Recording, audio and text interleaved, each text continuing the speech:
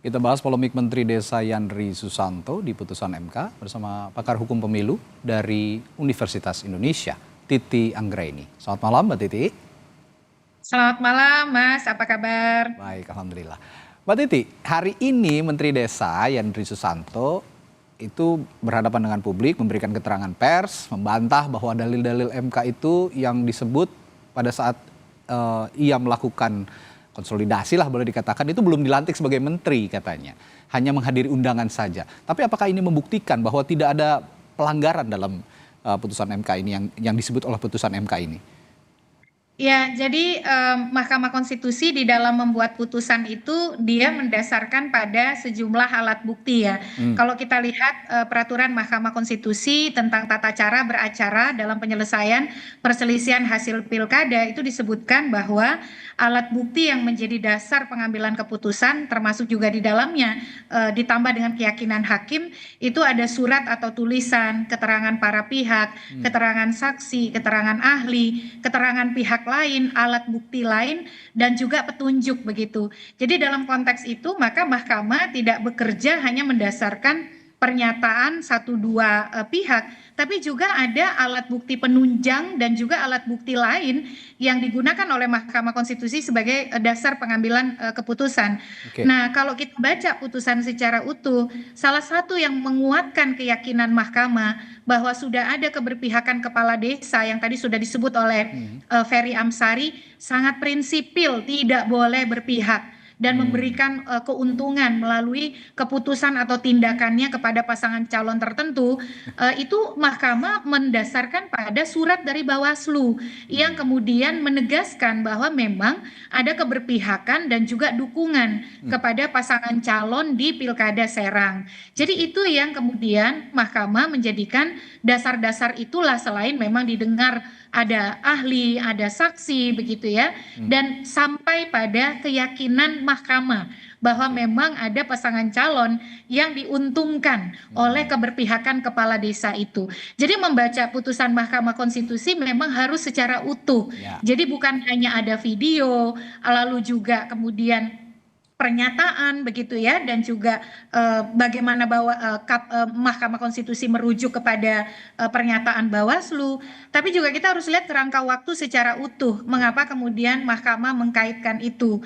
Memang betul misalnya ada rangkaian kerangka waktu 3 Oktober, lalu pelantikan sebagai menteri 20 Oktober, tapi di saat yang sama posisi menteri itu juga masih dijabat ketika pilkada pada tanggal 27 November. Betul sekali. Di masa di mana misalnya keseluruhan proses itu mahkamah meyakini. Jadi kita kembali kepada keyakinan mahkamah yang diambil berdasarkan alat-alat bukti yang ada bahwa memang ada korelasi keuntungan yang didapat oleh calon terhadap atau atas adanya keberpihakan kepala desa atau dukungan dari kepala desa. Ya, dan yang ya nggak tahu ya, kalau saya melihatnya agak lucunya ketika peristiwa tanggal 3 Oktober 2024 di Kabupaten Serang, tepatnya di Hotel Marbella Anyer, pada saat itu ada mengumpulkan begitu ya para aparat desa yang diakui oleh Yandri pada saat itu belum menjabat sebagai menteri, tapi kok coincidence sekali kebetulan dia juga setelah peristiwa itu menjadi menteri desa. Ini yang agak juga menjadi ambigu. Nah, kalau dari itu tadi dari kacamata putusan mahkamah begitu. Tapi dari sisi politis kita tarik dengan posisi menteri yang juga jabatan politis begitu. Ketika ada satu perhelatan pilkada, dalam hal ini pilkada Serang yang melibatkan sosok yang akhirnya menjadi menteri desa. Ini sepertinya tidak terjadi saja pada sosok Yandri. Banyak sekali praktik-praktik seperti ini. Apa yang terjadi sebenarnya Mbak Titi? Ya, mengapa kemudian kepala desa menjadi pihak yang kerap kali dipolitisasi? Jadi ini bukan isu baru, ini bukan isu pinggiran. Kalau kita lihat Pilpres misalnya ya, bagaimana kemudian deklarasi kepala desa yang walaupun diakui di luar kendali calon begitu, itu terjadi begitu. Dan pernyataan yang bisa kita dengar misalnya mendukung salah satu calon tertentu pada saat Pilpres. Lalu juga kalau kita lihat data tindak pidana pilkada, memang kepala desa paling banyak yang menjadi pelaku pelanggaran atau tindak pidana pilkada yang dilakukan, yang memang di undang-undang pilkada kita diatur kepala desa itu tidak boleh berpihak, Ya, tidak boleh membuat keputusan atau aparat tindakan negara. yang menguntungkan, dan itu ada pasal pidananya begitu, baik bagi calon yang melibatkan atau bagi kepala desanya sendiri. Misalnya saya membantu beberapa Bawaslu dan Sentra Gakumdu memproses pidana pihak-pihak kepala desa atau sebutan lainnya yang berpihak. Mengapa mereka kemudian menjadi magnet untuk dipolitisasi? Satu, kepala desa itu berada dalam ekosistem atau struktur sosial Ya, yang berbasiskan kearifan lokal atau masyarakat adat, di mana dia punya pengaruh dan kemudian punya relasi di tengah masyarakat sebagai tokoh panutan, orang yang berpengaruh, pemegang dana desa dalam artian pengelola dana desa begitu ya. ya, Jadi dia punya pengaruh sosial dan juga pengaruh politik di masyarakat. Yang ya. kalau dia berpihak serta-merta pasti kompetisi pilkada itu tidak akan adil, Oke. tidak akan berlangsung dengan jujur dan demokratis. Dan ada di beberapa kasus dia menggunakan otoritas yang ada padanya, misal ketika dia menjadi bagian dari distribusi program sosial, bansos ataupun program pemerintah atau melakukan pelayanan publik, keberpihakan itu juga disertai oleh tindakan-tindakan untuk mendiskriminasi pihak-pihak yang dianggap tidak sejalan dengan dukungan politik yang dimiliki oleh si kepala desa. Oke. Jadi memang efeknya itu sangat masif ya kalau seorang kepala desa itu berpihak. Ya, aparat desa juga termasuk aparat negara. Kalau dalam hal ini yang diatur dalam Undang-Undang Pemilu ya tidak diperbolehkan untuk berpihak. Nah, sekarang kita bicara implikasi hukum.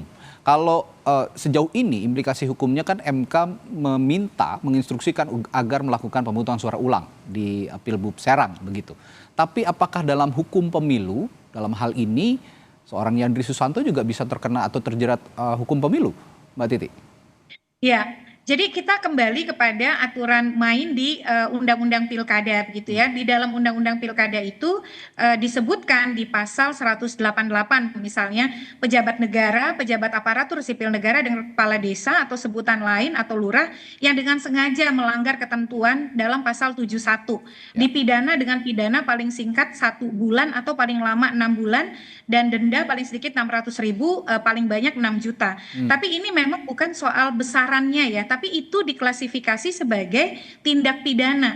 Nah, yang dilarang itu apa? Jadi pejabat negara, pejabat daerah, ASN, kepala desa, TNI Polri itu dilarang membuat keputusan dan atau tindakan yang menguntungkan atau merugikan salah satu pasangan calon. Jadi selama kemudian itu secara formil material terbukti begitu ya, persyaratan formil dan materialnya terpenuhi, maka dia sebenarnya merupakan tindak pidana di dalam penyelenggaraan pilkada kita. Itu dari sisi hukum pemilunya. Nah, sekarang adalah bagaimana itu untuk diprosesnya harus ada yang melaporkan atau Bawaslu-nya harus menjadikan itu temuan untuk diproses lebih lanjut sesuai dengan hukum acara yang ada. Itu dari sisi hukum pidana pemilunya.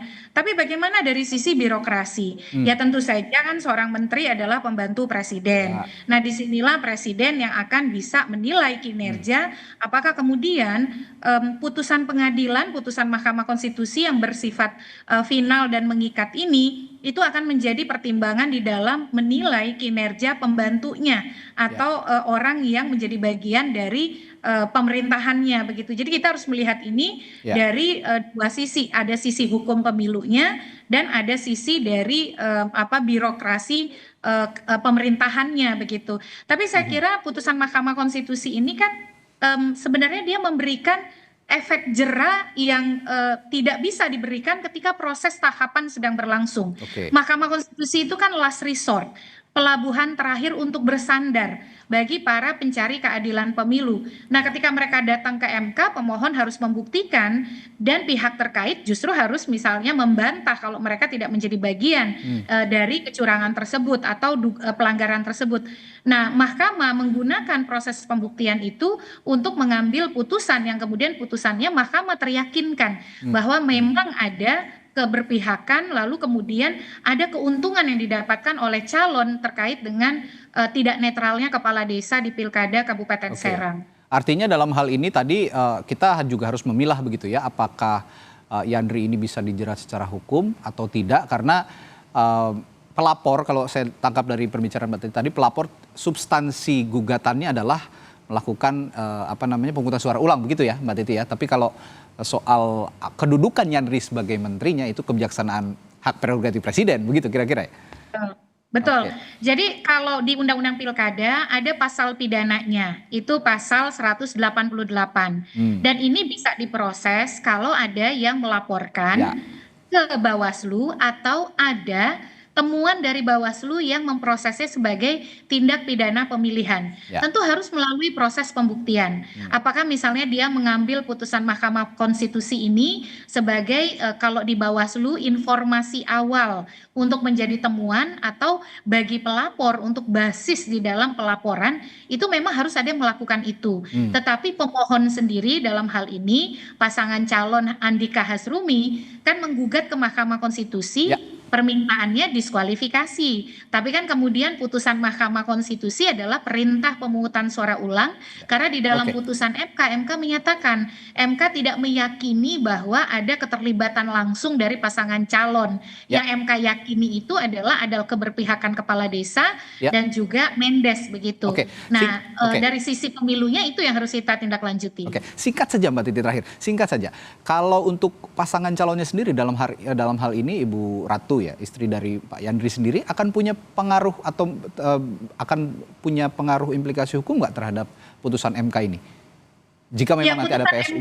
Putusan MK tidak mendiskualifikasi yang Tidak, bersangkutan, Oke. kecuali kemudian ada pihak-pihak yang punya bukti bahwa tindakan tidak netralnya kepala desa itu juga atas bagian dari kemauan atau kehendak atau kemudian keterlibatan dari yang bersangkutan. Oke. Jadi itu yang diatur di dalam Undang-Undang Pilkada kita. Oke, kuncinya memang jika memang ada laporan, terutama memang kalau memang ada dari Bawaslu, ini yang bisa memperkuat apakah calon yang bersangkutan dan juga yang membantu calon tersebut, pejabat negara terlebih, ini punya cukup bukti gitu, telah memberikan keuntungan terhadap pasangan calon tertentu. Baik, terima kasih perspektifnya Mbak Titi. Sampai jumpa lagi di lain kesempatan. Terima kasih. Selamat malam.